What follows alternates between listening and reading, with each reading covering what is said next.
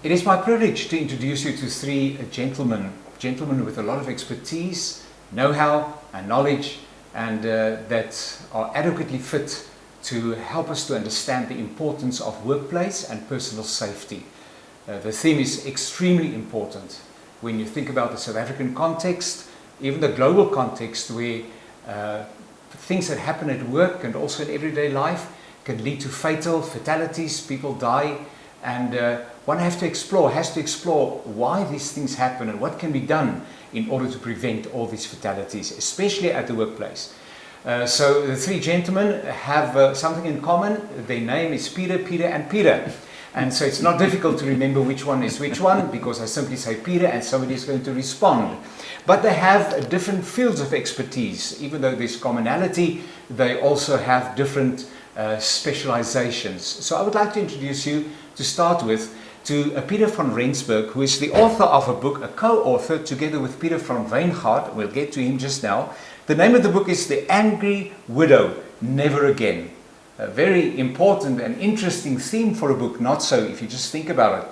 The Angry Widow, Never Again. So what is this book all about? Well, that is what we are going to discuss with one another. But let us start with one of the authors, simply for him to introduce himself to us as an audience.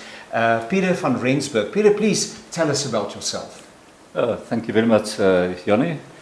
Yes, I'm semi-retired, but still very, very active, and my whole career I was spent in the mining industry as human resources specialist, leading the HR teams, and yes, I'm married and got 2 kids, 2 grandchildren, and that's me. My passion and my interest is really it's about people and the way that they behave. And you're also a keen writer, Peter. This is not the first book that comes from your pen, and we look forward to many other contributions to this regard because it's extremely meaningful.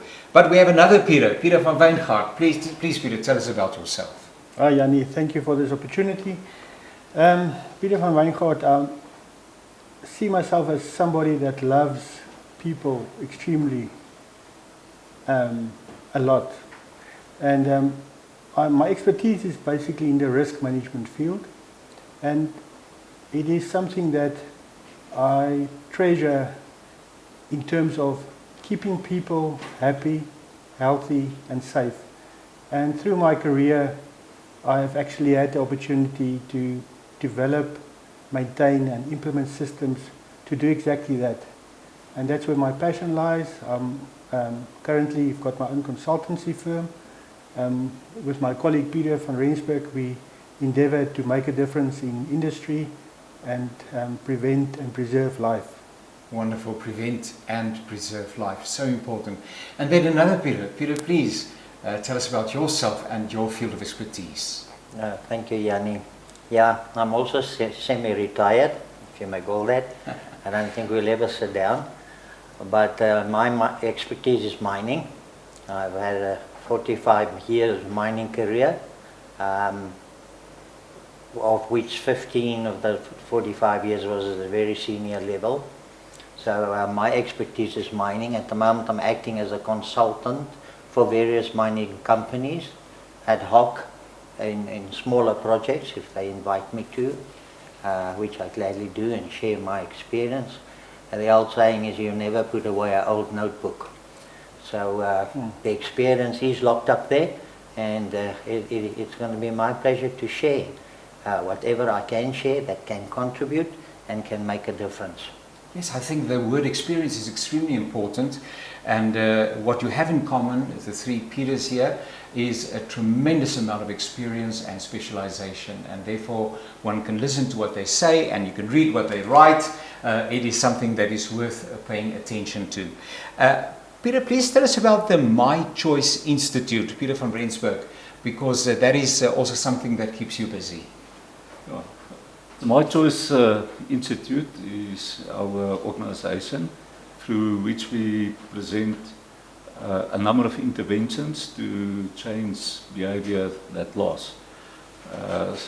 Some of the interventions are leadership development, safety mindset development, it is the assessment of organization in terms of the safety maturity, diversity, etc. We find that many of the training courses that's presented out in industry, a sharing of knowledge.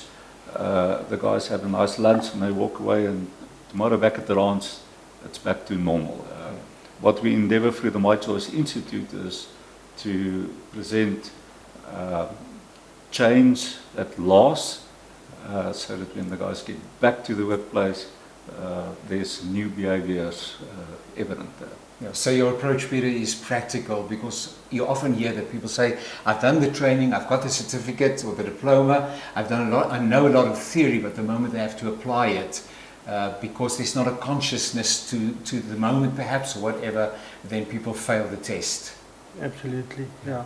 You have to be able to go away and apply something. Yes, yes. If there wasn't that switch in your mind, it's probably been a waste of time. Yeah. And we really try to build our programs in such a way that it's extremely interactive. Yes. And it's very committal in the sense that if you look at our safety mindset program, which Peter will allude to later, it's very committal. You can't step out of that room if you haven't committed to something. I believe that as you listen to this conversation, you will hear certain themes that it reoccurs. A mindset, a consciousness. It is something that happens because you have made a definite choice to be safe in your own person, to be safe in your environment.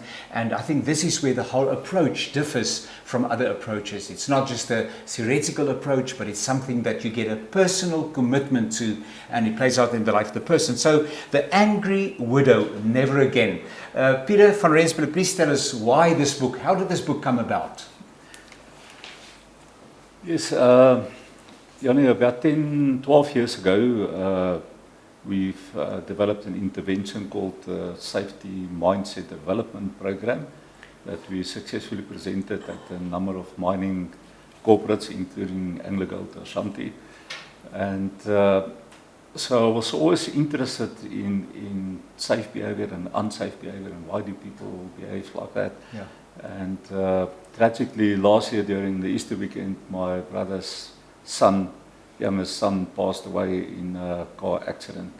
And unfortunately fell asleep at night time with his Land Rover. And he was driving late at night. He was fatigued because he worked overtime the previous few nights, and he didn't wear his safety belt. So myself and Peter decided to write this book, and also to honor him and all other people that passed away in mining accidents. Yeah. I think just before you tell us about the storyline, because there's a distinct storyline and then lessons to be learned from that particular applications from that storyline. But what Peter just referred to, Peter, is the fact that it was as if this experience of your, is it your brother's son? That died in that car accident, how tragic it is, but that just sparked you to say, but listen, we need to do something about this. And then in the very first chapters, you describe a number of real life situations. Isn't that where the best lessons are learned, Peter? Because you go and say, why did this happen? What could have been in place? What should have been in place for this to have been prevented, etc., etc. And I think this is one of the beautiful things about this book. Yes, Yanni, I agree with the book and the content and the way you define it. It is 100% true. Sadly as well, most accidents could have been prevented. Yeah. Okay. It's a mental state, it's an attitude that needs to be addressed, but also so a culture change. Yes. And having been involved in my career, there's so many multitude of incidents, accidents, from a scratch to the utmost severity of multiple deaths at the same time. There's a lot of learnings in this book. A lot that can be taken away from this book towards the efforts of a culture change in the thinking safety. It's another theme, a culture that has to change. Peter, tell us about the story, because that in itself already is extreme. I mean, it's not easy reading because it's a tragic story, but it leads to something very positive. So as you would see in the book, we try and tell a story that relates to people, and especially in the mining industry. Yes. And there's basically 6 characters in this story that's each got a very significant role. The first one is Mike Myers. He portrays the role of the mining manager or the general manager, the guy with the responsibility. And then there's Mr. Dlamini. He's the poor victim. He was actually tragically killed in an underground accident. Then we've got Benny Mhlangu. He's the bereaved production manager he's so frustrated with the situation on the mine where people just disregard safety, and he's at the point of giving up. And he actually confronted Mike Myers with that, and he said to him, it can't carry on like this. Yeah. We need to do something. Then there's a little boy, and he's a very bereaved little boy, and it plays, his role becomes prevalent at the funeral of his father. And then we've got Mary. Yeah. Mary Myers is Mike's wife. Yeah. And she plays this magnificent role. She's a psychologist by trade, and she actually starts working with Mike. Yes. In a very subtle and very specific way, and to change his mind and his opinions about safety. And then the last character is basically the angry widow. And she's our main character because she's the one that actually had to suffer the consequence of safety that's been neglected on a mine. So just to give it a little bit more context, I don't want to give away the story, is that Mike and Benny had to attend the funeral of John Dlamini. And at that funeral, it was a very cold and rainy day in Mukondu, in the northern Natal. And they were attending this funeral, not really wanting to be there, but they felt obliged to do it. Yeah. And as they were standing there, a little bit on the outside, and Mike wearing a big, long, black cloak, somebody was tugging on his cloak, and it was this little boy. And he looked down, and he wondering what this is. And this little boy looked up at him, and he said to him, "Are you the guy that killed my daddy?" Sure. And that was a very dramatic and profound moment in Mike Myers' life. And as it happens, this little boy's mother came running towards him, and she grabbed her son, and she stared at this person, also believing that that guy killed my husband. Yeah. She's now the one that's going to suffer the consequences of his loss. Yeah. So that's the background of it. And I just need to add, I don't want to take credit for the story. I had the opportunity a couple of years ago to meet Mr. Ross Myers. He's the CEO and the chairman of a renowned construction company in America. And they have been seen as one of the top 10 construction industries in terms of safety performance. Mm-hmm. And he told me the story. What happened to Mike actually happened to him when he actually attended the funeral of a Hispanian that fell to his death on the New York Bridge. Yeah. So that event changed his life, his whole behavior towards safety in his organization. And it's actually touched me. At that point in time, I was the MD of a mining services company. Yeah. And that actually inspired us as well to make that mindset change. Yes. And to say that we will not send unhappy and unhealthy and unsafe people home. Yes. Yes. So that's the backdrop of the story. Yeah. And from there on, we I think it's the emotional underwriting or the emotional feel of the book You need to touch the hearts of people before they are willing to change. And especially the real life situations that you've described in the book. You can't but read it and be touched by it. And put yourself in that position and say, how would I have responded? And can this happen to me? Can this happen under my watch? And it does happen, it's a reality, because you can't foresee every situation. But as far as possible, humanly possible, I'm going to do what is necessary not to face. Peter, in your work in the mining industry, have there been opportunities where you had to face an angry widow, a brother, a sister, a father, a mother? Had to be part of a team of people that have to find out what happened here, and then face the family and see the heartbreak. What does it do to you as a person that has been in that capacity? Yes, I must add to Peter here as well. Each one of these incidents is a life-changing learning. Yes, yes. Because you take away something with it. It's embedded in your heart. You see that, you see the feeling, the reactions of people and individuals. And if I may, one of the accidents which led to death, that still remains with me after many years. And I have witnessed many through my career as I progressed. Yes. And the efforts that we all try to put in individually and collectively to try and do something and to get situations better. But this particular incident struck me and has been very hurtful. I had an opening up team underground, a specialized opening up team. We were working in an old mine, and it was a methane-filled mine.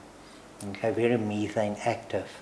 But these were old areas closed up and left behind as mining progressed for whatever the reasons was at the time. But we had a culture that every Friday the senior mine overseer levels will come in and tell their safety related stories at a little function. And then each one of the wives, we committed, because we stayed in a village, yes, where all the mining people still stayed together, would then bring a little bit of snacks, and then afterwards we will celebrate with snacks and take the learnings from the underground to the rest and the remainder of the team. But this particular team on a Friday morning, their task was to go out, look at a particular workplace, and do what they needed to do in the interest of safety and the protection of their lives. And that was the instruction at the time. Okay, and they went inside, they had to go inside this particular working place. Now, normally when you go inside a particular abandoned working place, there is methods and there are certain procedures to follow. You have to make sure it's gas-free, that you have oxygen, and protocol dictates that a proto team should actually accompany you, and they do the necessary testing, because they are donned for that particular person in terms of oxygen and other safety measures.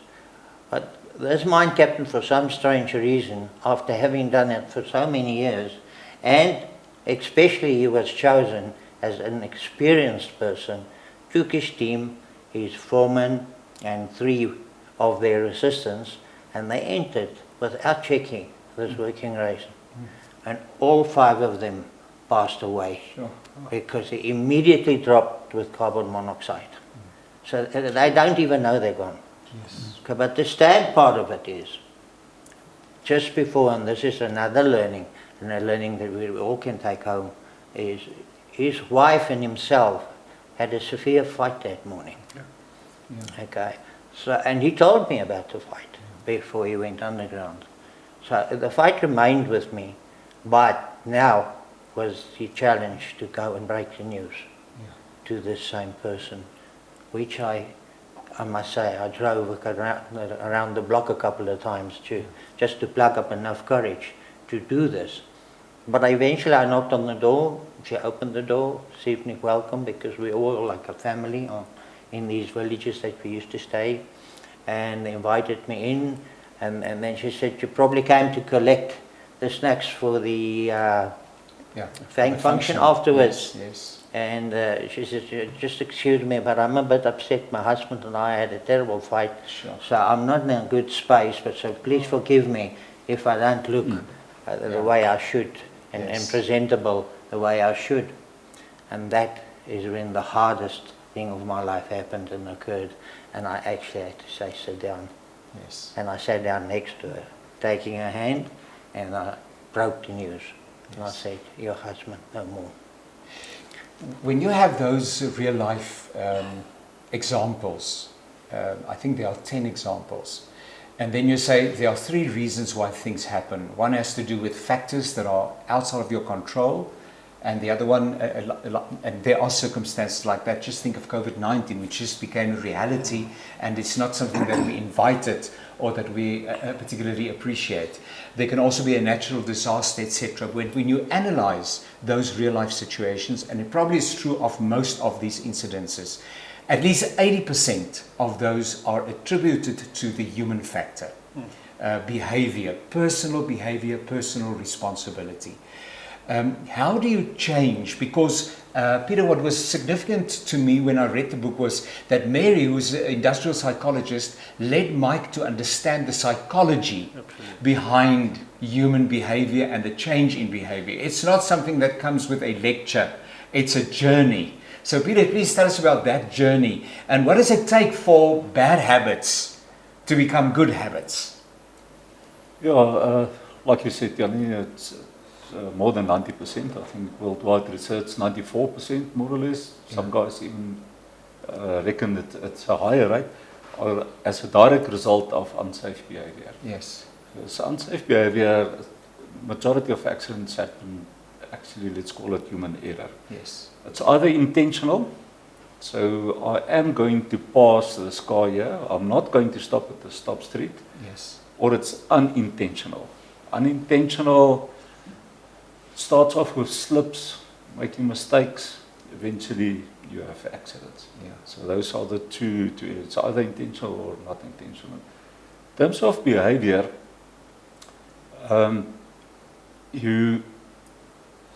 if I can put it in 2 spheres, the one factor is physical factors, comes from the brain. If you look at the brain consists of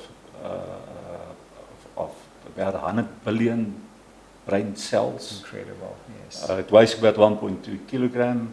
It takes up 2% of the body weight. But that is such an important thing. So in terms of behavior, in your brain at the back there is something called the amygdala. It's about the size of your fingernail, 2 of them.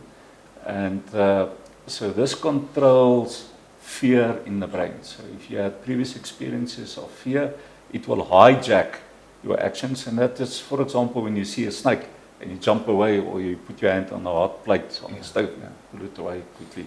So that's amygdala. So some people has got very small ones, some people's got normal ones. So your brain, the physical side plays a role in either safe behavior or unsafe behavior.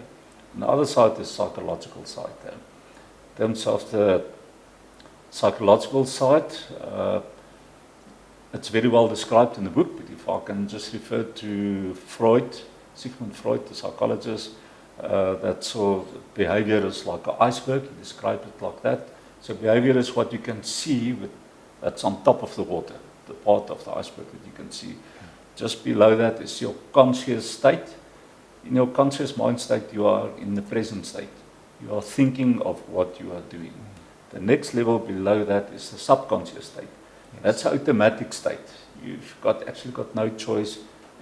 Things are happening. You are not even aware of that sometimes. And then right at the bottom is the unconscious.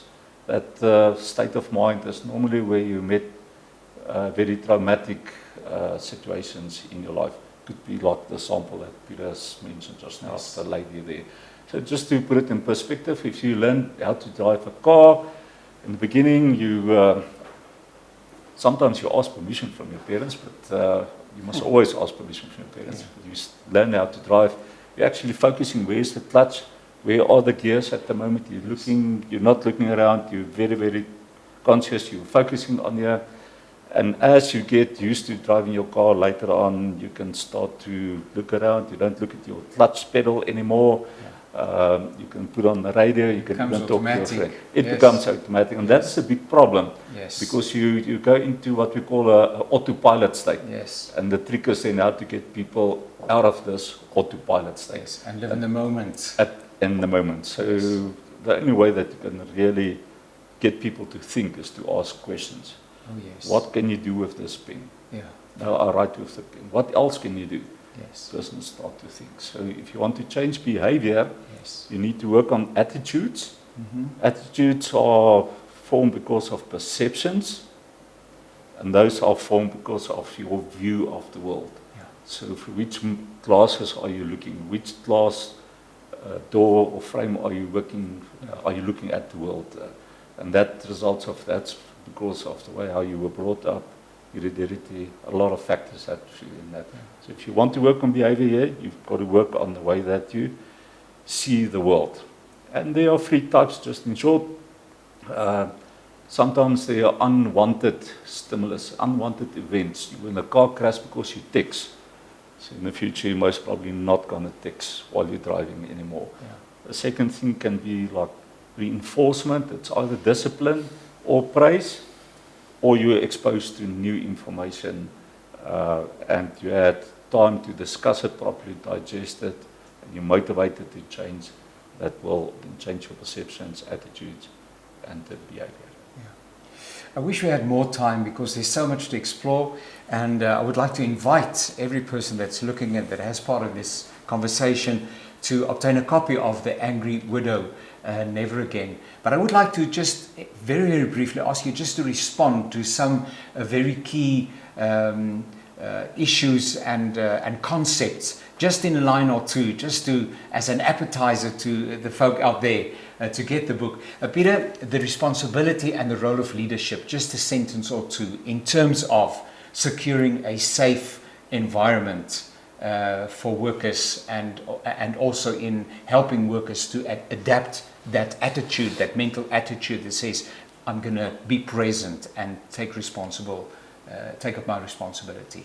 Look, in summary, attitude, the understanding as you portrayed, as Peter portrayed, and the behavior, the incidents, that has a consequence.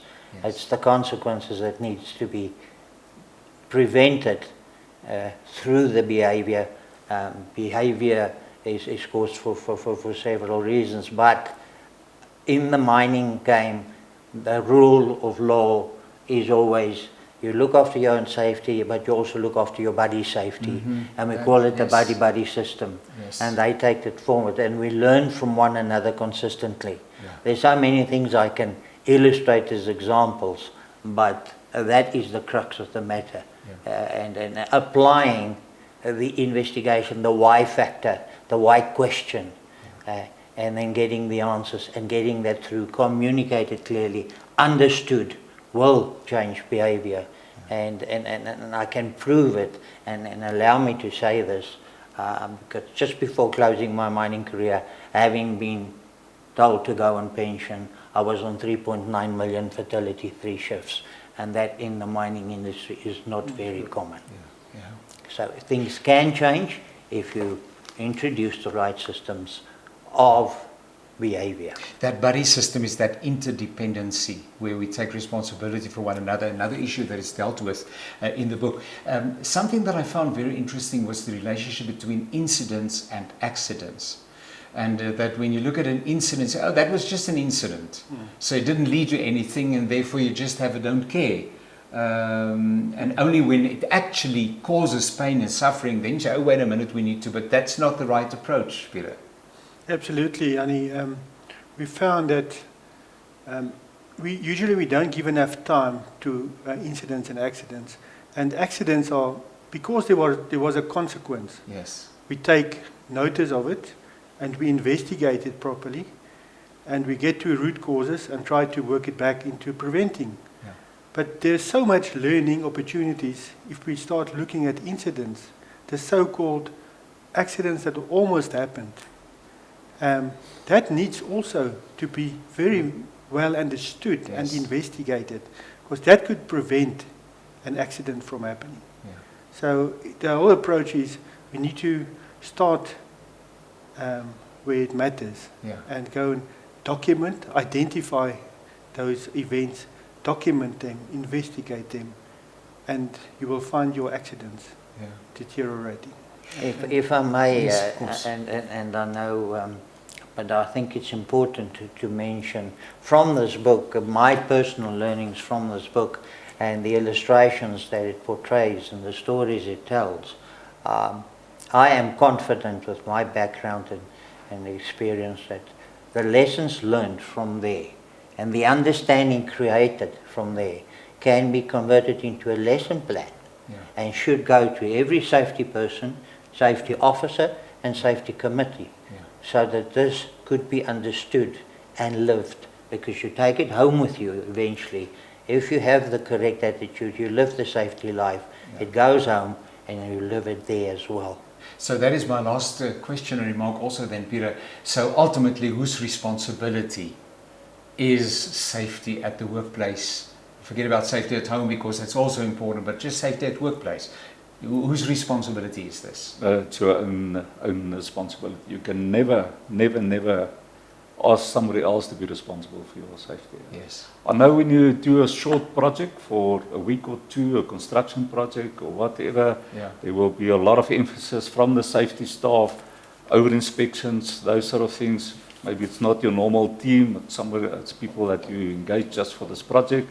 Yes, it's still your responsibility, but there will be a lot more emphasis from management side to supervise and to over-supervise it for that.